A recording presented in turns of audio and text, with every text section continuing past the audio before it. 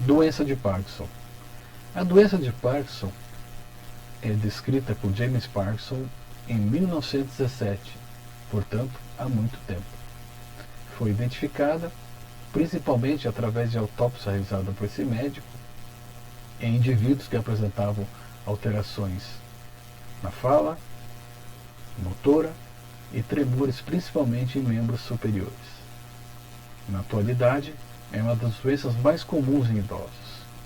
Podemos classificá-las em pós-encefálica, ou seja, após alguma doença que cause alguma alteração no córtex cerebral,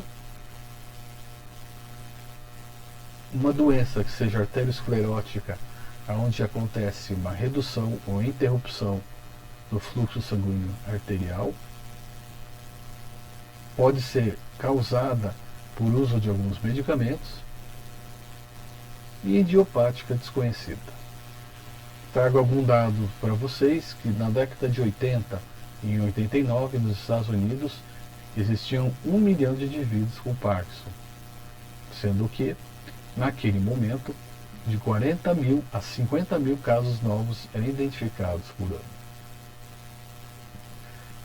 Como características gerais, a doença de Parkinson, infelizmente, apresenta o seu acometimento cada vez mais recente. Portanto, já indivíduos com 55 anos de idade podem apresentar alguns sinais da doença de Parkinson. A doença de Parkinson é comum, sendo tanto para homens quanto em mulheres e todas as raças. O seu prognóstico é impreciso, mas progride rapidamente sem uso de medicamentos e fisioterapia. Lembrando que, para um diagnóstico confirmado, o Parkinson já encontra-se no seu estado de progressão média, onde acontecem alterações principalmente no córtex cerebral, na região frontal do cérebro. Principalmente, ela apresenta algumas características de alterações motoras com progresso lento, uma queda funcional após 20 anos da instalação do quadro da doença de Parkinson. É uma enfermidade degenerativa, como estamos vendo, que afeta o sistema extrapiramidal e cursa com uma perda progressiva de células da substância negra do mesencéfalo. Essa degeneração dos neurônios altera a composição e a quantidade da substância negra, portanto, diminui a produção e diminui também a quantidade de dopamina que está presente no córtex cerebral. Portanto, encontramos também uma disfunção dessa via nigroestradial que é importante na condução do impulso nervoso e especialmente desse neurotransmissor chamado dopamina. Quando aproximadamente 80% dos neurônios da substância negra forem perdidos, a doença de Parkinson torna-se evidente e os indivíduos começam a experimentar uma grande variedade de dificuldades nas suas atividades de vida diária. Nesses desenhos, observamos a base do córtex cerebral, aonde, nesse momento, circulando o indivíduo que não tem Parkinson e abaixo o indivíduo portador de Parkinson. O que se destaca é a diminuição ou ausência da substância negra no córtex cerebral. Portanto, a estrutura do neurônio está preservada, mas o que se encontra alterado é a transmissão do impulso neuronal entre os neurônios. Sendo assim, no doente com Parkinson, ele apresenta uma menor quantidade da própria dopamina, que é um neurotransmissor, e uma diminuição também da velocidade da condução do impulso nervoso, levando uma série de sinais e sintomas que veremos a seguir. Quando se fala em doença de Parkinson, pensa-se muito em sintomas motores, mas pelo contrário, encontramos alguns sintomas não motores que podem ser indicadores do início da doença, que pode levar também à recomendação de alguns exames, principalmente a dosagem de neurotransmissores, como dopamina, serotonina, a nível do sistema nervoso central. Os principais sintomas não motores do Parkinson seria a instalação no quadro de depressão, ansiedade e alteração de algumas funções cognitivas. Não somente a memória, mas de algumas funções cognitivas que veremos quando estarei na aula de demências. Também o indivíduo parkinsoniano acontece uma maior incidência da hipotensão ortostática, que é aquela alteração com tontura e dificuldade de permanecer no decúbito que foi feita a mudança, por uma dificuldade de acomodação na pressão arterial sanguínea. Um sintoma subjetivo, mas importante também, seria uma maior sensação e relato de cansaço. Já no sistema digestório, uma frequência, o aumento da obstipação intestinal em indivíduos que nunca sofreram o maior período entre uma evacuação e outra.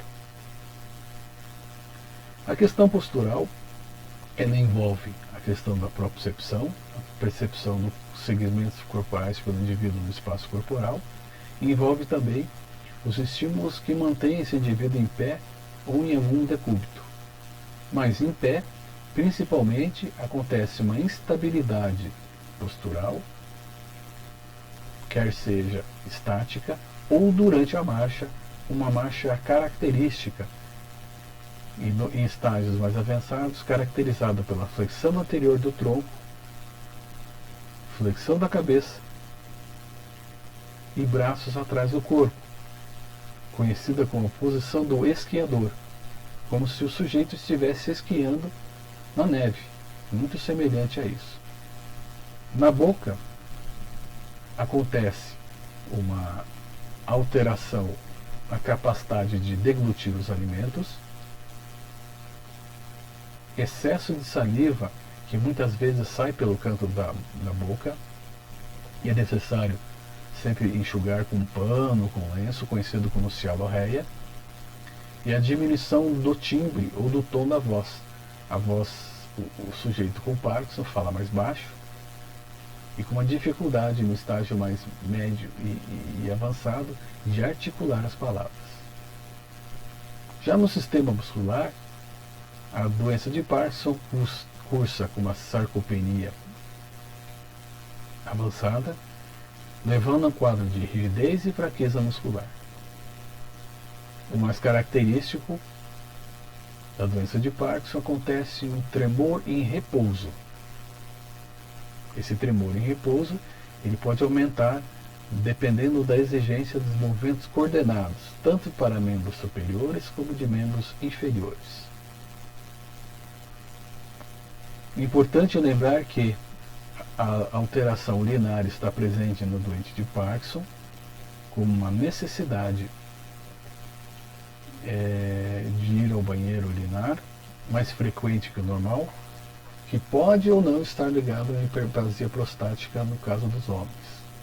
Mas o que observa é o avançar de um quadro e a instalação de um quadro de incontinência urinária. Em membros inferiores, principalmente, acontece uma lentificação dos movimentos, conhecido como bradicinesia, onde a pessoa com Parkinson, para realizar algum movimento, é como se ela estivesse realizando em câmera lenta, associado ao tremor e uma coordenação motora. Um quadro de dor generalizado, alterações no olfato e alterações no padrão de sono.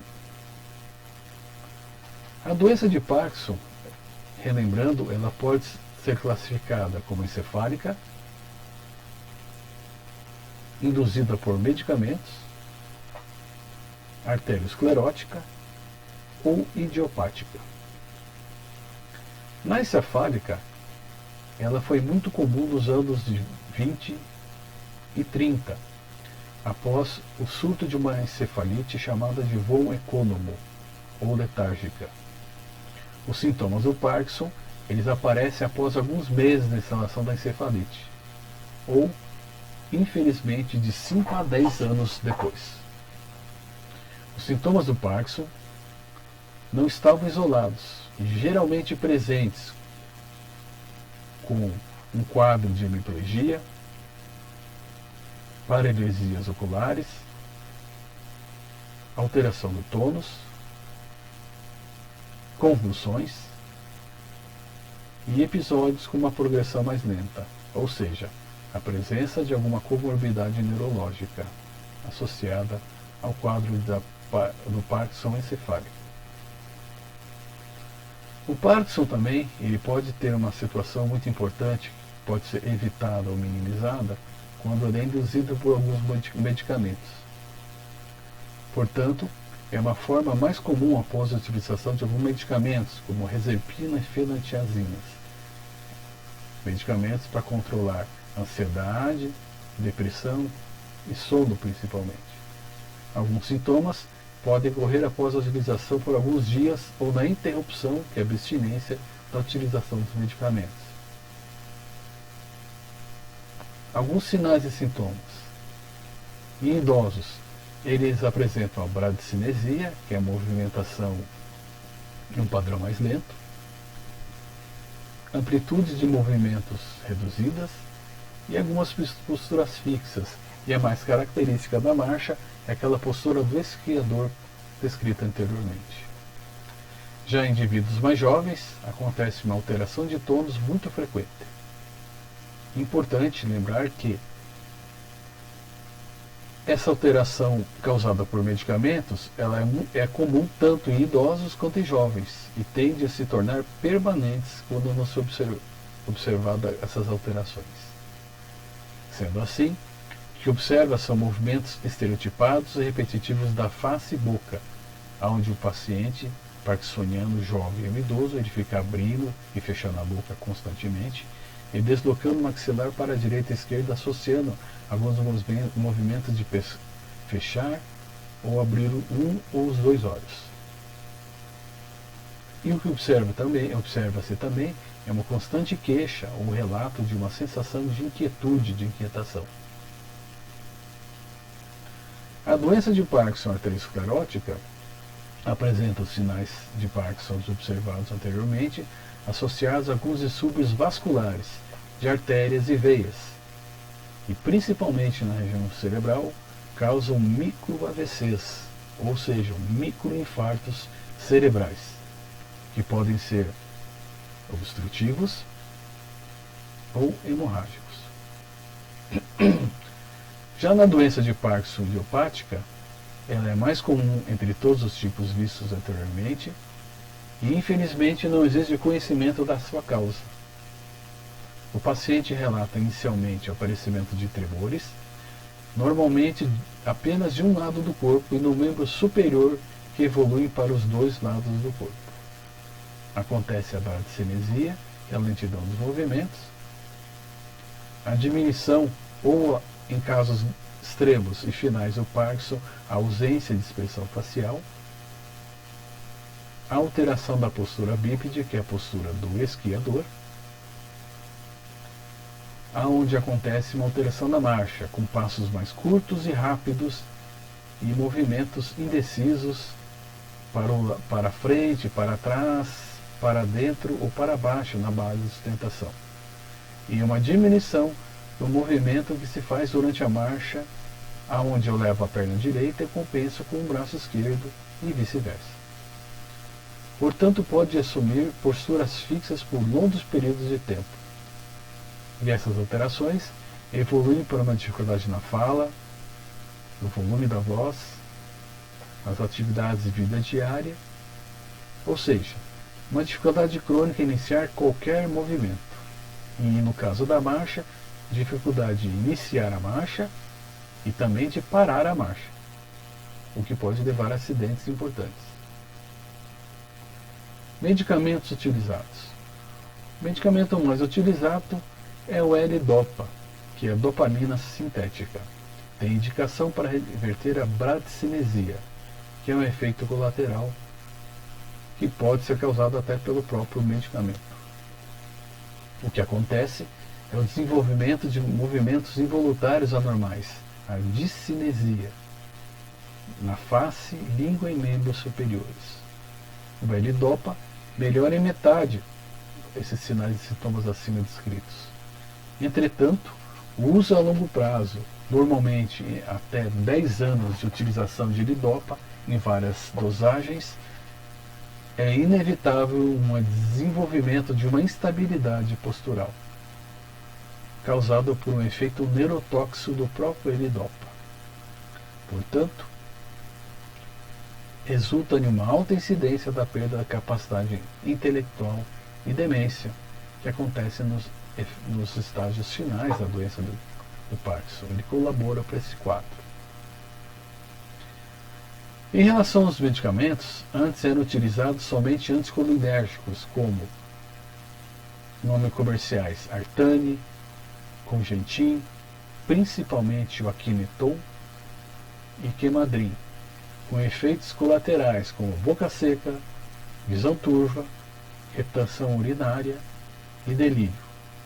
Atualmente associa-se a dopamina com a carbipina e edrazida para diminuir a dosagem da dopamina, que era comum o uso desse medicamento há muitos anos atrás. Então, se o paciente de vocês estiverem utilizando algum medicamento para Parkinson e apresentar boca seca, visão turva, retenção urinária e delírio, é importante indicar o mais rapidamente possível para uma reavaliação médica. Tratamentos para a doença de Parkinson.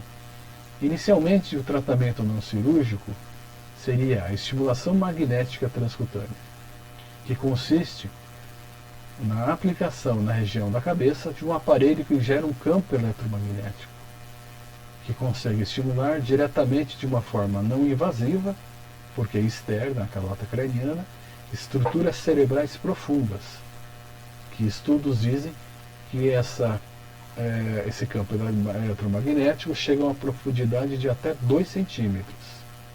É matéria-prima aprovada pela FDA nos Estados Unidos já em 2003 e pela Anvisa em 2014. Os seus tipos são repetitiva, de corrente contínua e profunda. O que difere é a profundidade de aprofundamento desse campo eletromagnético e a utilização de vários tipos de eletrodos que não são semelhantes. Principais indicações: depressão unipolar, depressão bipolar, esquizofrenia, transtornos por estresse pós-traumático, a doença de Parkinson e alguns casos de dor crônica. Nesse slide vocês estão vendo um paciente que está sendo preparado e onde já foi fixado com alguns eletrodos na região da cabeça. E ele vai permanecer com esses eletrodos em torno de 10, 15 até 20 minutos. O próprio equipamento, nesse slide à direita, ele identifica quais as regiões serão irradiadas com campo eletromagnético e já faz um diagnóstico da própria atividade cerebral. Outra modalidade de tratamento não cirúrgico é a fisioterapia, aonde ela deve interferir nas seguintes complicações que tendem a aparecer e evoluir, pois já sabemos que a doença de Parkinson é uma doença crônica e progressiva. Devemos interferir na atrofia, fraqueza e rigidez muscular, na alteração da amplitude de movimentos, o que leva ao maior sedentarismo, sendo assim, causa alterações cardiorrespiratórias importantes. Devemos observar também interferir na alteração do equilíbrio estático e dinâmico da postura e da marcha e do próprio sedentarismo. Já o tratamento cirúrgico, basicamente, ele vai ser restrito a essa opção cirúrgica conhecida como DBS, ou Deep Brain Stimulation. É um método seguro, eficaz e reversível para os pacientes que não apresentam uma melhor evolução do seu quadro motor ou seu quadro geral. Importante frisar que a cirurgia ela não cura e não impede a progressão da doença. Ela apenas vai controlar como são geradas as ondas cerebrais e a influência do impulso, da condução do impulso e do neurotransmissor que é a dopamina. A cirurgia ela é introduzida um eletrodo aonde se localiza em que região será realizada a introdução desse eletrodo, e abaixo da clavícula é instalado o marca-passo, que constantemente estará mandando certo de corrente elétrica para esse eletrodo. Os critérios para a realização dessa cirurgia são os seguintes: o diagnóstico da doença de Parkinson e pelo menos 5 anos de evolução desse quadro patológico. Que as complicações motoras refratárias sejam motoras, elas respondam a um tratamento clínico otimizado, com a utilização de medicamentos e de fisioterapia. A ausência de comorbidades significativas, principalmente quadros agudos de infecções cerebrais, como encefalites, e alterações de artérias e veias importantes. A ausência de doenças psiquiátricas significativas.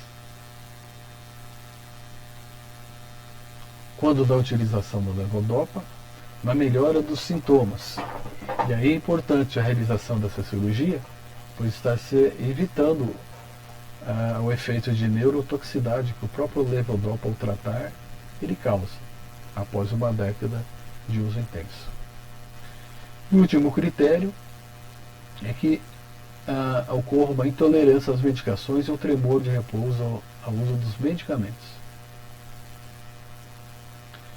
A DBS, as suas complicações, elas são divididas em complicações da cirurgia, da estrutura e da estimulação.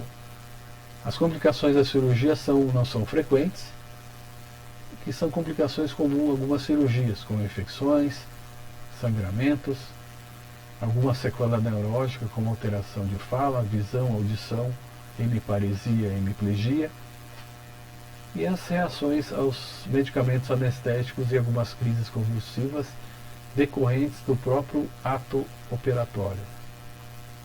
As complicações de estrutura acontecem, então são frequentes, mas elas acontecem quando os próprios eletrodos se deslocam na região da calota craniana ou quebram tanto o próprio eletrodo quanto o cabo que conduz esse impulso nervoso.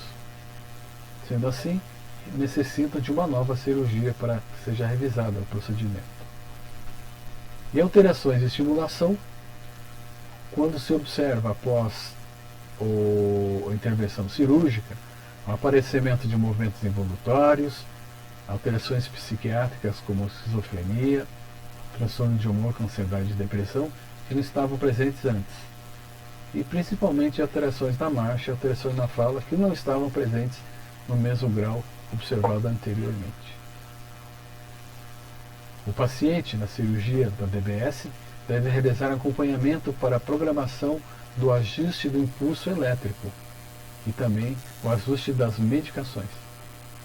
O sistema ele funciona 24 horas por dia e não requer remoção à noite, nem limpeza e nem manutenção ao acordar. A estimulação elétrica ela é ajustada e alterada conforme a progressão da doença, sem necessidade de uma nova cirurgia, já sendo realizada no Brasil desde o ano 2006. Em alguns casos, extremos, ela é custeada pelo Sistema Único de Saúde. Por fim, a bateria do marca-passo elétrico necessita ser trocada a cada 5 anos ou mais. Caso necessário, o sistema pode ser desligado ou removido. Telefones, tablets, alarmes, aparelhos de micro-ondas e sensores não interferem com o funcionamento do marca-passo e da estimulação elétrica.